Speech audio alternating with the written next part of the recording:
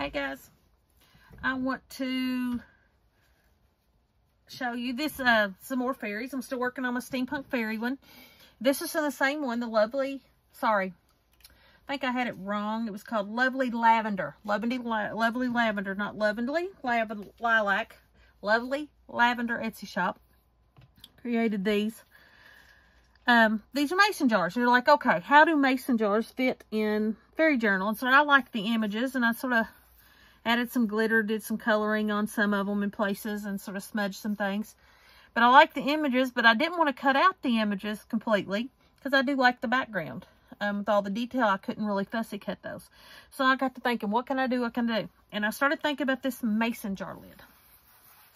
So I've gone from mason jar to light bulbs, which are steampunk, using these images. So I'm going to show you what I've done here.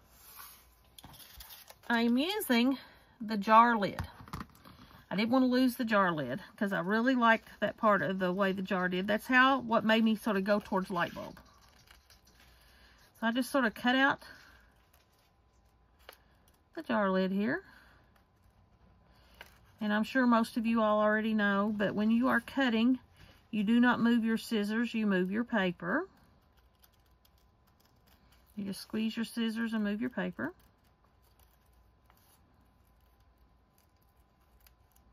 And you will get better cuts, and you can cut faster when you fussy cut. Okay, and so that's what I'm left with. And I flip that over. And I cut it in half, whichever way.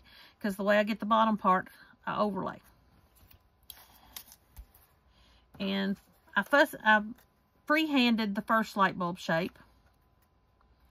But of course, when you have your light bulb shape, you need to use it. Use your original one to go through. I'm going to see, because I don't want to lose as much of my wings. So, of course, I can't find my pen. So I'm going to try to make it just a little bit, this light bulb's going to be a little bit larger, so I can have my wings. And I can round it up and cut off if I have to, if it doesn't work at the end. Not really worrying about that. You can always trim off, you just can't add back on at the end.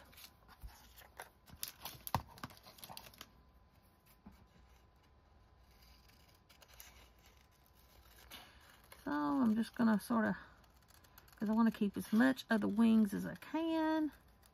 I want to have some of the shape. And some of the earlier light bulbs did have sort of, the tops were a little bit flatter, so that sort of works. So we'll just see. Always can adjust at the end. Okay. And your best way is turn it over away from your image when you're trying to freehand stuff, because images sort of play off on you and play tricks on your eyes. That's what I want to say. So turn it over. Okay. I take my first piece that I cut, and I want to hang over on the sides like some of the older light bulbs. I'm putting the lid part, and so I'm lined up that side. I'm going to do this side.